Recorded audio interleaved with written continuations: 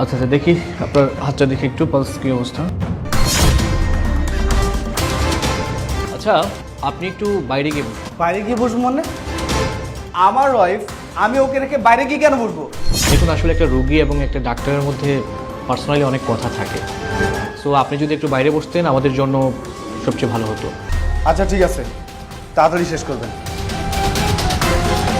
Sir please আপনি আমাকে একটু হেল্প করুন না, আমি অনেক বড় সমস্যায় আছি। সমস্যা বলতে প্লিজ আপনি একটু খুলে বলুন।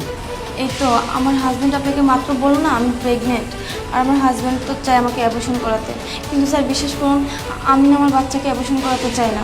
আমি চাই আমার বাচ্চাকে জন্ম দিতে, ও যেন এই পৃথিবীর মুখ দেখতে পারে।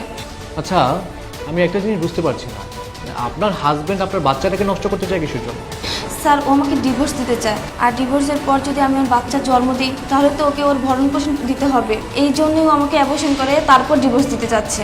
ও আমাকে প্রত্যেক দিন রাতে এসে মারধর করে, ও মানে নেশা করে আসে প্রতিদিন। আপনি যদি কিছু মনে না করেন, আমি আপনাকে একটা কথা বলতে চাই। জি স্যার বলুন, সমস্যা না। আসলে কিছুদিন আগে আমার স্ত্রীর বাচ্চা ডেলিভারি হওয়ার সময় বাচ্চা সহ সে মারা যায়।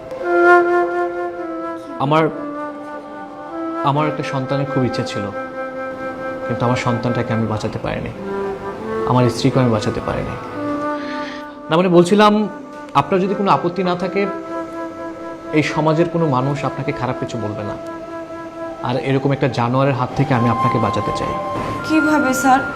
আসলে আমি যেটা বলতে চাচ্ছিলাম, আপনাকে যেন এই সমাজের মানুষ খারাপ কথা বলতে না পারে, আপনার সন্তানের দিকে যেন কেউ আঙ্গুল তুলে কথা বলতে না পারে।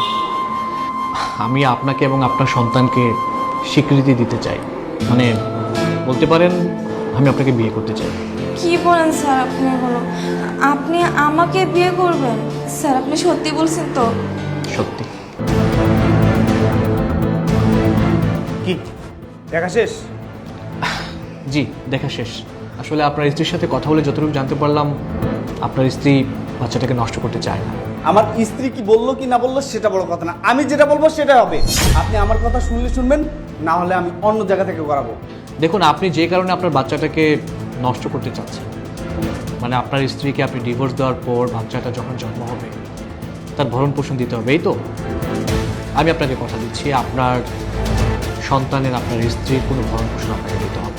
হ্যাঁ, আমি তোমাকে ডিভোর্স দিয়ে দিব, তোমাকে কোনো ভরণ পোষণ দিতে হবে না। তাও প্লিজ তুমি আমার বাচ্চাটা অ্যাবর্শন করাতে যেও না।